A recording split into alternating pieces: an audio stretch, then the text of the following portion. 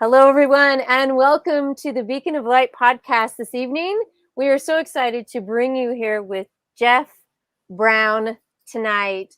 And before we get started, make sure you drop down where you're from, where you're watching this. I'm over here in Twin Falls, Idaho. And Jeff, where are you broadcasting from this evening? I am just outside Nashville, Tennessee.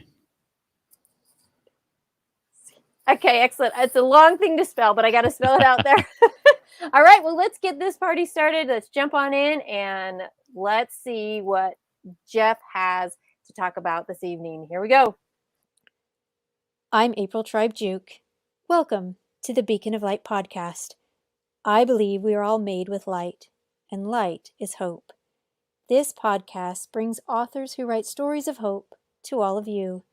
Your journey to be inspired and amplified by these stories starts now.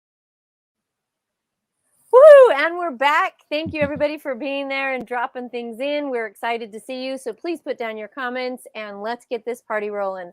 Okay, Jeff, I see an incredible book right there behind you called Read to Lead. Yes, that nice big red banner there, Read to Lead.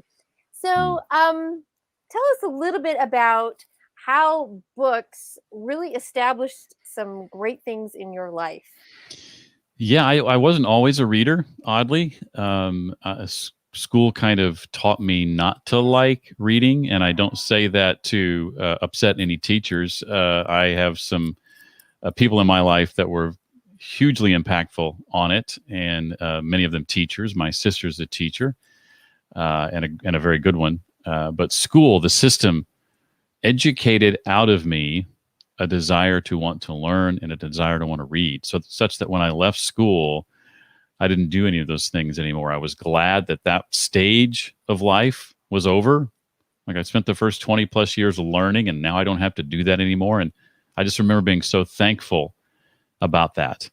And so I went about 6 or 7 years without doing really any learning of any kind, except what was, on the job type learning. And it wasn't until I was in my early 30s that books were sort of reintroduced to me in such a way that the right book at the right time came to me and opened my eyes to what was really out there in the book world. Embarrassingly, I was not aware of books like business books and leadership books and books on mindset and career, and I just was oblivious to all of that. And so when I discovered them, I just became a really excited reader. And that was 2003. And I've been a voracious reader ever since then. And it was about, I guess, 10 years into that journey when the idea came to me to start a podcast about this passion to read that I had. And that was about 8 years ago. And so a couple of years, 2 years ago, August, 2 years ago last month, the opportunity presented itself to then take that to the next step and write a book on that topic. And well, as you said, that's the book you see here behind me. Amazing. And in this book, Read to Lead, thinking about all of the books that you have read, all of the incredible people that you have interviewed, most of them all authors, right? Because they have that established place of reading and leadership, and having them on your podcast, I'm sure going through all of those have just filled your mind with incredible things. And so what is your new book really, what is the point? What would we get and glean from your book? Yeah, the podcast started as a way to make books more accessible to people, to provide the key insights and main ideas in a short period of time, straight from the author themselves. We live in a world today, technologically speaking, where everybody wants everything in bite-sized chunks and really fast and short and sweet and simple. But I do believe books, physical books in particular, still matter for the sake of the brain. I think when they first came along several hundred years ago, they impacted not just what we thought about, but how we think in a great way, in a positive way. And more recently, technology, the internet, and smartphones and apps, I think have reversed some of that evolution that our brain experienced. They say, all the studies that I hear of say that, our brains and our attention spans are on par with goldfish, who have slightly longer attention spans than we do as human beings. And that's as a result of all these things that we're giving our attention to. And the thing I love about books is they require you to stop and sit down and focus and relax and dive in and really allow your brain to interact with something that it doesn't get a chance to, in a way it doesn't get a chance to very often. So to your point, or to your question, my book does three things. Number one, if you're one of those people who isn't convinced that a consistent and intentional reading habit is something that you should have, give us the first 4 chapters to change your mind. So the first 4 chapters make a case for why you should read like your career depends upon it. The next, say that again. Read. Say that again. That was awesome. Why you need to read like your career depends on it. The second part of the book gets into the kinds of books you should consider reading, depending on where you are in your career and where you are in life, as well as how to begin a consistent reading habit. And then part 3 is for really everyone, as is, I think, part 2, really. But part 3 gets into how to read smarter, how to read more books in less time, how to absorb a book into your bloodstream is the name of one chapter, how to read a 220-page book in an hour is another chapter, but also how to better comprehend and retain what you read, because oftentimes, especially when it comes to nonfiction, what we're reading is something that we hope to implement into our lives. We're reading it to be changed. We're reading it to grow and develop. And so there doesn't have to be, but there's often a to-do list associated with reading that book. And sometimes people can struggle with taking the things they're learning and putting them into action. So part 3 really dives into that. So making a case for it, and then helping you understand where you need to begin, what kinds of books, depending on where you are in life and career. And then the last section, again, just helping you make the most of the books that you do read. And incredible, as we've been unpacking lately, it's been so fun to pull out all of the books. And now I have an established library. First time in a long time that I can actually display all of my books and not have to get them out of the bins. And my kids have just, it has been just a free drinking. They can't leave the library alone. And I just, I'm so excited about it, because watching them just dive back in has been incredible. And through the summer, we usually pick a series and read something through the whole series. And we just completed a 5-book series this summer, even with all of the changes happening. Like you said, when you stop, when you focus. So at reading time, that nighttime is so precious, and reading through that has been incredible. And I'm hoping that hooks the kids for life, because like you said, when you stopped your reading and you kind of, for those 7 years, were like, do you feel like you probably lost time in learning? What happened during those times? Yeah, absolutely. If I could do any decade over, it would be my 20s, because that was kind of, for me, the lost decade. There was no learning happening. There was no growth. I wasn't advancing in my career with any noticeable, pace or anything like that. But everything changed in 2003 when I began reading with intention and with consistency. I saw 6 promotions over the next 12 or 13 years in my job that I had started in 2000 and worked at until 2013. As I began to read about things I needed to learn for my job and for my industry, what I found was, as I experimented with those things that I was learning, the things that I tried that didn't work, people quickly forgot. Like when I failed at something that I'd tried, people forgot about it pretty quickly. But when I tried something that worked at work, in my career, in my discipline, it got me noticed. And then I began being asked to present to other departments within the company, a nationwide company, about what I was finding, about what I was learning, about what I was discovering, the experiments that I was succeeding at. And then that led to me reading books on public presentations, because I was not someone who did presentations before that. And so that's another skill I needed to learn. And so over a series of years, about 12 or 13 years, I would see a need or something I should learn or know how to do. And I created sort of this just-in-time learning for myself. I would use books to create a curriculum. So rather than go back to school or think, well, I got to get a degree, I would dive deeply into a topic and niche it down such that, I wouldn't start broadly with something like public speaking more generally. I would look at that and go, okay, what do I need to know first? And that could be presentation design. That could be presentation delivery, presentation structure. That could be a lot of different things within public speaking, as an example.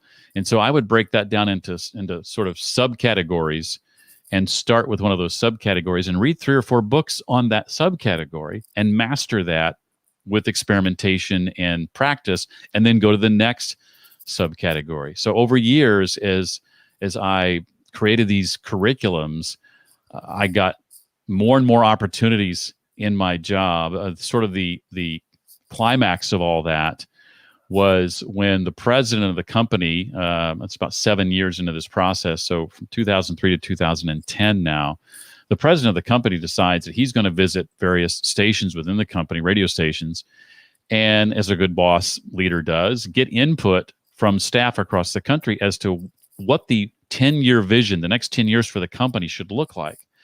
And when he announced this, my mentor, my boss, came to me and said, Jeff, when the president comes to our station, I want you to be the one who gives the presentation, because you've been studying where we need to go for the last 7 years, and you've been implementing what you're learning. And so I gave that presentation when he came. And once I did that, he was so enamored with the presentation, he asked me to come to the corporate office and give it there. And then that led to him ultimately getting ready to share his vision with the world for the next, these next 10 years. He came to me and said, Jeff, I want you to be the person who builds my presentation. And so every one of these opportunities came as a result of doing one thing that most of my colleagues were not doing, that put me out in front of everybody. And that was picking up a book, creating those curriculums, and reading. And the more I did that, the more I learned, and the faster my career began to sort of skyrocket. Woo! That right there, that is the testimony of everything, guys. How simple it is.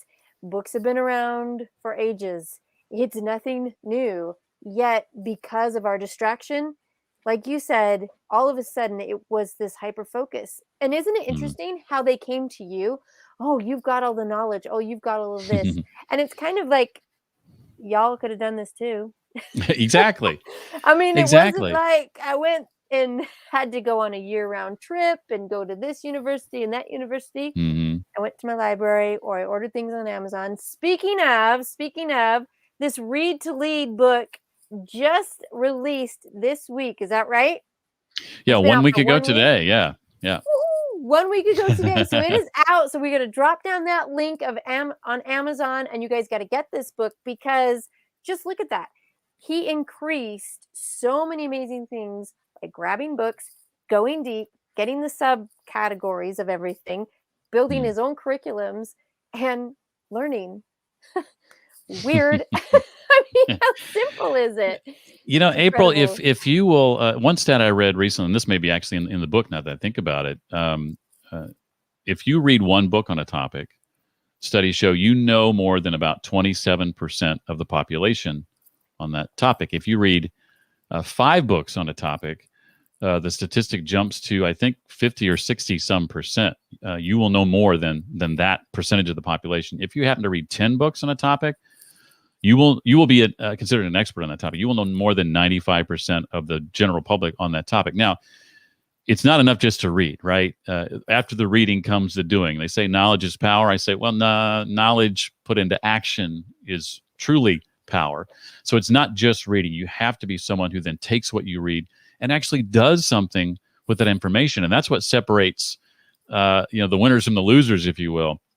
The people who don't just read and fill their head with information, but actually do something with the information. And that's what one thing that my book is trying to help you do is not just read more books, but know what to do with them once you do read more. excellent point, because you're right. The action that we take, and I think the simplicity of you developing your own curriculums, that Mm, right there was action, because you had to suddenly apply it. And then you were given opportunities to apply even further, like you did with the speaking and learning more right. about that. And then these next sections and opportunities would rise. And isn't that the way, when we are prepared, the opportunities really show up? When we are missing opportunities, we maybe have to look back and say, well, what has been our preparation? Mm, Oh, mm, whoopsie, kind of lacked on that. And we have to take the action. So this is not to discourage anyone, but you can take action today. I mean, good old Benjamin Franklin started up our library systems, right? I mean, you all have something. You can go there for free. If you can't order a book, you can go there, grab knowledge, audiobooks. The information is just huge out there. If you're an auditorial listener, you can pop it in, listen, take notes, do things, and take action. I feel that if you can physically hold a book in your hand, that's your best option. If you can't, mm, get it into your head any way that you can. And like you said, if you just do 5 books, your percentage increases almost by 50% of what mm. you know about that topic. 10 books, woo, well, no wonder I've been an expert in a few of these things. Right? Mm, Incredible. mm. So, with that part of your book being that leadership, taking the action, when did you realize over this process of reading and creating your curriculum that that's what you were doing? Yeah, it wasn't immediately obvious to me. I just was doing what seemed to come naturally. I just knew I needed to learn some things and learn them pretty quickly. And that really kicked off in about 2007 or 2008 when social media began to make itself known. And as a radio station and an industry, we were looking at that and going, how does that impact our industry? Does it? How can we leverage these tools to more intimately connect with our listeners? What are the best practices, things of that nature. And I knew I needed to learn those things, and I didn't have time to wait on someone to teach me. I needed to dive in, and I just began, as I was already reading and had this practice going for about 5 years by this time. I knew books held the key. What I've found is that for any problem you face, any hurdle you come into contact with, someone else has already solved that problem. And we often reinvent the wheel when we come into problems, and we assume they're so unique to us. But that's not the case. Someone else has already solved your problem. And 99% of the time, I found they wrote about it in a book. And so it's just a matter of finding that book and accessing that information. And it's like having a conversation with the expert. To me, a book, as you write in it, as you take notes, as you interact with the book, it's like having a conversation with the author. And videos don't, 10-minute video, you're not going to get that. Even at a podcast, as much as I love podcasts, you're often not going to get that. You're not going to get that with a blog post. With a book, it's everything in one place. The author's key insights, main ideas, years of study and research, all in one place, and you can share it. You can read it and share it with someone else, and it can spread. And to me, that's one thing that makes books so important to our world today.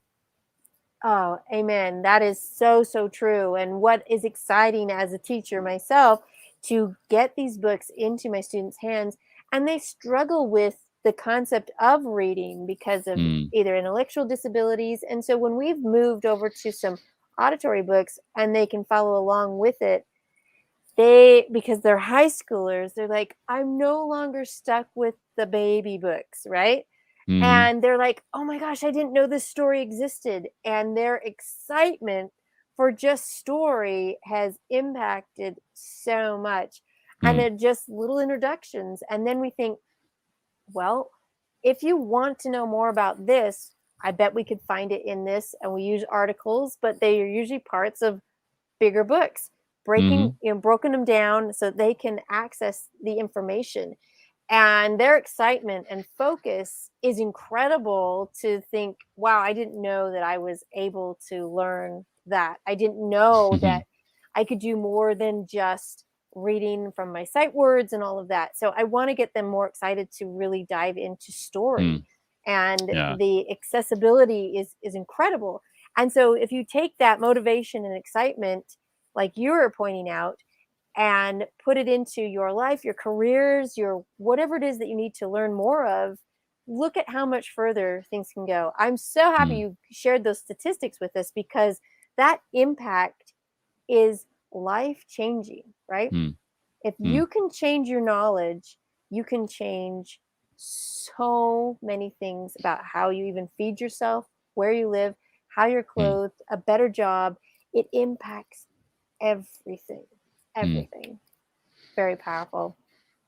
Yeah, some of the smartest people on the planet have taken their knowledge and they've put it in a book. I grew up thinking that the things around me that fascinated me somehow came into being by people infinitely smarter than I was, and oftentimes that was true. But I never stopped to think, well, how did they get that way?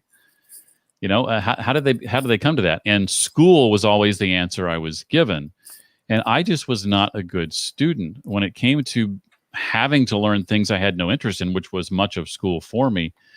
I just had developed disdain for the learning process in general, and assumed that the learning would always be like that. Regardless of what I wanted to learn, it would always be something I didn't enjoy. But I had to turn 33 many years ago before I got to a place where I could realize that no, learning doesn't have to be that way. When it's something that interests you, when it's something that you want to learn, it can be a whole different experience. It just took me a little bit longer than most people to realize that, and now I'm discovering that I'm not alone in that, and it's my job, I feel like, to evangelize the rest of the world. That there is so much knowledge out there. Anything you want to learn, you can learn, and you can do it relatively cheaply. I mean, if you get one great idea from spending $20 on a book, that is incredible return on investment. So the biggest complaint that I get from, I use complaint in air quotes, the biggest complaint I get from listeners to my podcast is, gee, Jeff, now I find myself, I'm spending so much money on books now that I listen to your show. That's music to my ears. That's the best thing you could tell me is you're spending more money on books. So though my podcast arguably is one of those things that, is feeding the problem, in the sense that it's offering content from books in bite-sized formats, the reality is it's prompting people to actually read more physical books, and that was the reason I started it in the first place. Excellent. I think that is just brilliant. And when I first met you in 2018, I was just on my heart. I knew I was going to do a podcast one day, and I didn't know what it was going to be about. And finally, in helping so many different authors, I'm like, we need to amplify their message for it to get out to the entire world. And the amplification of your message tonight can be really impactful and possibly change somebody's life, because you're encouraging them to go, to get the book, to read, to find something that they're interested in. And Yeah. it can be something with business, helping them with their own career. It could be something just for fun. It could be whatever it is, but you will find something within those words as your mind crafts the story that will connect. Something will stick, something changes. There is something different. You just think about the phenomenon on a book series like Harry Potter. I use that kind of often, but really incredible that met a gap in maybe a loss in such story, that when such a good series comes along, it involves the entire family. I don't think any other book has hit number one in both children's, I think it was the children's topic or section, as well as in the adult. Both sets, that's entire families reading again a story. And not just a story to be put down, it impacted an entire culture. We use words now from one person who had an idea. You can say the word muggle, you know what they're talking about. You say Hogwarts, you know what you're talking about. And that's just, a for fun fantasy fiction book. But look at the impact that it has. People spend millions of dollars riding a ride with a dragon and, all of these things from one idea. The It's great thing too incredible about to me. fiction, I'm sorry to interrupt you. The great thing about fiction too, we talked a bit about nonfiction, but fiction is great for fostering creativity. Fiction is great for teaching empathy. These soft skills that are so important in the workplace today. We're all knowledge workers now. The Industrial Revolution has passed, and we're all knowledge workers, and we need to be able to interact with one another, to understand one another, to get along. And fiction is really great for a lot of those things, empathy in particular, and helping us understand people who are different from us. We get that from the stories that we read. So I'm not only advocating for reading nonfiction, but I think fiction has its place too. And we cover quite a bit of that in our book as well. Oh, incredible. That is so fun to hear, because I am a connection with story.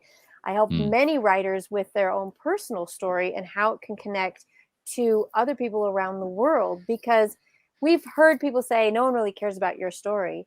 Really? If you have an impactful part that someone can connect to, they care, because readers are selfish. We want to know, we're going to spend all of this time investing in a book. Right. We are reading it for some type of purpose, whether it's escape or skill based or something. It's for ourselves. And when we can connect to it, we increase our knowledge, just like you did. You took this information, increased what you needed to do. And look, you have now changed your career, your world, and impacted so many others. It's incredible. It really is. What a simple idea, but very impactful. Thank you. You're welcome, Jeff. So you guys get out there, grab his book. Read to Lead is out. It's been out for a week. I said a year. Sorry. My deaf audience is like, a week or a year? Which one is it? Sorry, y'all. It's been a week. And it's just an incredible opportunity for you to grab this, read through it, and understand how it can impact all of you. So, Jeff, at this time, share with us maybe your 2 to 3 minute spiel to the world of why, as a beacon of light, with this knowledge, what it is that you feel your book will bring to the world. Yeah, one of the messages of the book that is near and dear to me is this idea that so many of us miss our calling. And I think had I not become a voracious reader, I might have missed my calling, my reason for being put here on earth. An author by the name of Bronnie Ware, in her memoir, she was a woman who took care of people in their last days. And over a period of time, interviewed them about some of their regrets, people who are on their deathbeds and what they regretted in life. It's called, the memoir is called The 5 Regrets of the Dying. And the number one regret from people on their deathbed was, I wished I'd lived a life true to me and who I was instead of the life everyone else expected of me. And so I thought that was interesting that many times we don't get to the end. We think we'll get to the end of our lives, and if we have regrets, it'll be for the things we did we wish we hadn't done, right? The people we need to ask for forgiveness of, and there's some of that too. But the real regrets are the things that we wish we would have done that we never tried. And I think for so many of us, there's this fear in stepping out, in imposter syndrome, or it's a limited mindset or self-limiting beliefs that we put on ourselves, or things we tell ourselves that aren't true about ourselves. We downplay our strengths and think that they're not that big of a deal. The reality is the things that come naturally to you are magic to other people. And you need never forget that. The things that come naturally to you are magic to other people. So what happens is, and I'll end with this, is we often think, and sometimes through well-meaning people, coaches, teachers, parents, this is not necessarily bad advice, but oftentimes we're told, if you just believe in yourself enough, you can do anything you set your mind to. And again, that's not bad advice, except if you're one of those people who never gets around to believing in yourself. Then it's horrible advice. And so my point is, rather than waiting around for the belief to come to you, for you to kind of muster that up, just start taking action. Just start taking steps. Start punching fear in the face, as my friend John Acuff says. Do it when you don't feel you're ready to do it. And here's the interesting part. We don't take action because we believe, ultimately, we believe because we take action. Okay. What that means is do first, believe second. When you do that, when you step out in faith, when you do first, your belief, your confidence that you lack will eventually catch up. But it starts with you doing first. Excellent. Incredible. When you take action, everything else falls into place. When you take action, the beliefs can manifest. When you take action, your light can be spread out there. The amplification can happen, just like you're encouraging us with your book, Read to Lead. Jeff, this has been incredible. Yeah, hold it up there loud and proud. This is awesome. Look at that stack. So can we get a signed copy from you? How would we get that? Yeah, if you order from Baker Books, and I know you put the Amazon link up there earlier, but if you go to the website on your screen, readtoleadbook.com, that's scrolling across the bottom, there's a link to order via Baker Books, which is our publisher. When you order from Baker, assuming they still have some left, and I think they do, they will include an autographed book plate inside the book signed by both me and my co-author, Jesse Wisniewski. Excellent. That's the way to go, guys. Get this signed, bring it out there, and we'll just see how your life can change when you pick up his book, Read to Lead.